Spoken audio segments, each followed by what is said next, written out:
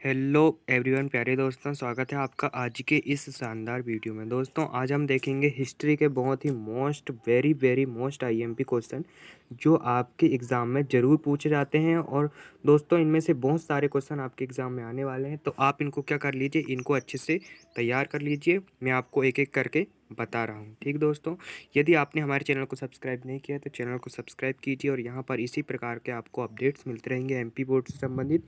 किसी भी प्रकार का सॉल्यूशन वगैरह देखना हो तो आप हमारे चैनल में विजिट करके देख सकते हैं, और सब्सक्राइब भी कीजिए। तो पहला क्वेश्चन है दोस्तों, फयांस किसे कहते हैं? तो यह आपको अध्याय नंबर 1 में मिल जाएगा। वो गणेश्वर जोधपुरा संस्कृति किसे कहते हैं, टीला किसे कहते हैं, स्तर क्रम विज्ञान किसे कहते हैं, और लिंग किसे कहते हैं? तो लिंग दोस्तों उस परिष्कृत पत्थर को कहा जाता है। अभी आपने देखा ही होगा लिंग, शिवलिंग, तो उसी कहते हैं शिवलिंग को। मतलब कि वो पत्थर जिसकी पूजा भगवान शिव के रूप में होती है उसे लिंग कहते हैं। और समन किसे कहते हैं? समन वे महिलाएं होती हैं जो जादुई तथा इलाज करने की शक्तियां रखती हैं तथा वो दूसरी दुनिया से संपर्क साधने का दावा करती है, यानी कि एक प्रकार से जादूगर बोल सकते हैं जो होते हैं वो। ठीक, अगला क्वेश्चन है दोस्तों अपना, अभिलेख शास्त्र किसे कहते हैं? तो अभिलेखों को अध्ययन को अभिलेख शास्त्र कहते हैं। अभिलेख किसे कहते हैं? अभिलेख उन पत्थर या कठोर धातु के सतह को कहते हैं जिन पर कुछ खुदा हुआ होता है। प्राकृत भाषा किसे कहते हैं? प्राकृत भाषा उसे कहते हैं जो जन सामान्य की भाषा होती है।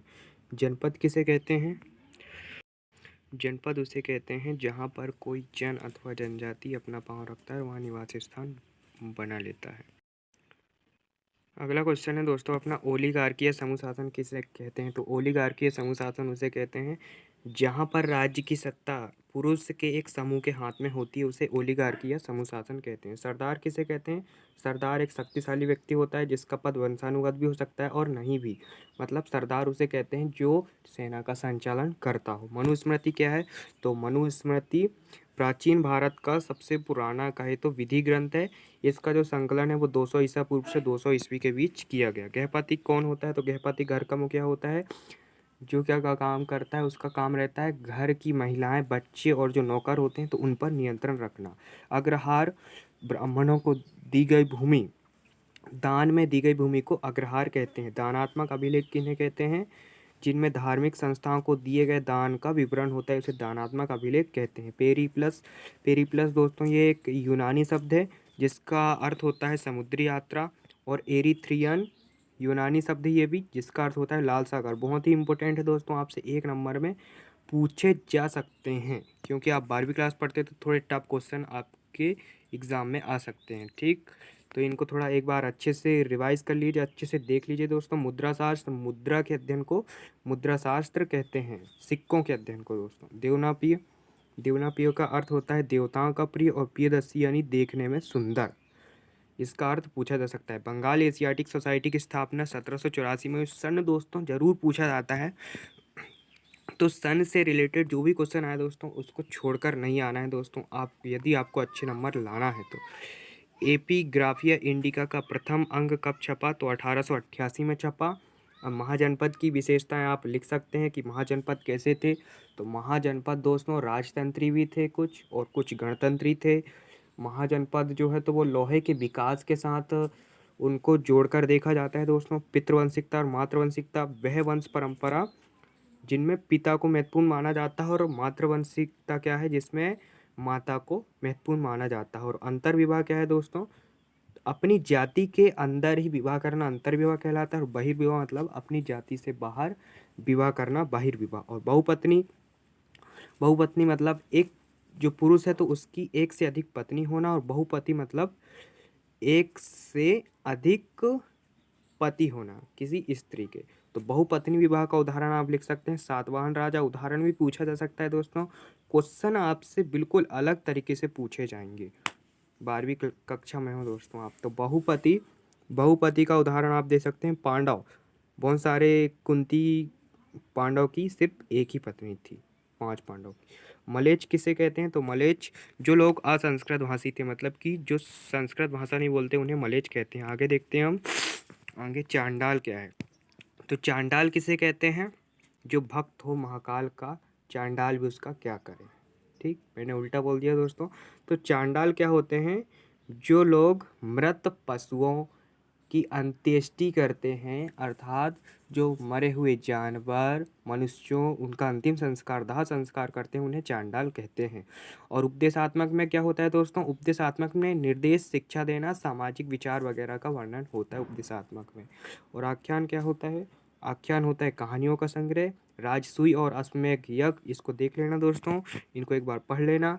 कूटागार शाला क्या होती है? नुकीली छत वाली शाला, जहाँ पर प्राचीन काल में शिक्षा देने का कार्य किया जाता था, कूटागार शाला कहलाती है। ब्राह्मणवाद, ब्राह्मणवाद ये कहता है कि किसी व्यक्ति का जो अस्तित्व है वो उसकी जाति और लिंग से निर्धारित होता है।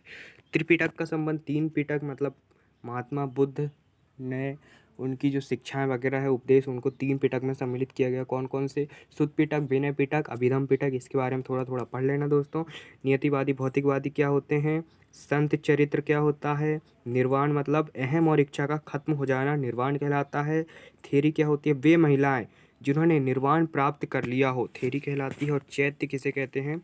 चैत्य दोस्तों शवदाह के बाद मतलब मरने के बाद शरीर के कुछ अवशेष, शरीर के कुछ अवशेष टीलों पर सुरक्षित रख दिए जाते थे, जिन्हें चैत्य कहा जाता था। ठीक। सालभंजी का दोस्तों, सालभंजी का ये ऐसी स्थिति थी जो यदि पेड़ छू देती थी तो पेड़ में फल और फूल आ जाते थे और ये पेड़ों की डालियों में झूला करती थी। वैष्णव और शैव परंपरा आप सभी जानते हैं, विष्णु धर्म की पूजा वैष्णव परंपरा में की जाती है और शिव शिव की पूजा शैव धर्म में की जाती है। 1814 में क्या है दोस्तों? 1814 में इंडियन म्यूजियम कलकत्ता की स्थापना हुई है। ध्यान में रखना सन दोस्तों, आपसे सही जोड़ी खालिस्तान हर हमेशा पूछे जाते हैं, तो सन से रिलेटेड मैं बोल रहा हूँ बार बार, एक भी क्वेश्चन छोड़ के नहीं आना है। तो 1814 में क्या हुआ? 1814 में इंडियन म्यूजियम कलकत्ता की स्थापना हुई। फिर उसके बाद 1851 आया, उसमें गवर्नमेंट म्यूजियम मद्रास की स्थापना हुई। मद्रास म्यूजियम की स्थापना कब हुई? 1851 में। और भिल्सा टोप्स, ये दोस्तों सांची पर लिखी गई सबसे प्रारंभिक पुस्तकों में से एक है। कौन सी? भिल्सा टोप्स, इसे आप याद रखना। और भिल्सा टोप्स किसने लिखी? अलेक्जेंडर कर्निगम ने 1854 में प्रकाशित हुई। 1923 में क्या हुआ? मैनुअल कंजर्वेशन का प्रकाशन हुआ। मैनुअल कंजर्वेशन जॉन मार्शल की एक किताब है, इसका प्रकाशन कब हुआ? 1923 में। 1923 में मैनुअल कंजर्वेशन जॉन मार्शल। 1955 में क्या हुआ? राष्ट्रीय संग्रहालय न्यू दिल्ली की स्थापना हुई। कब? 1955 में, जो अभी अभी बनाया दोस्तों 1955 में। जवाहरलाल नेहरू ने की थी इसकी स्थापना, राष्ट्रीय संग्रहालय न्यू दिल्ली की। 1989 में क्या हुआ? सांची को विश्व कला दया स्थान घोषित किया गया। ठीक।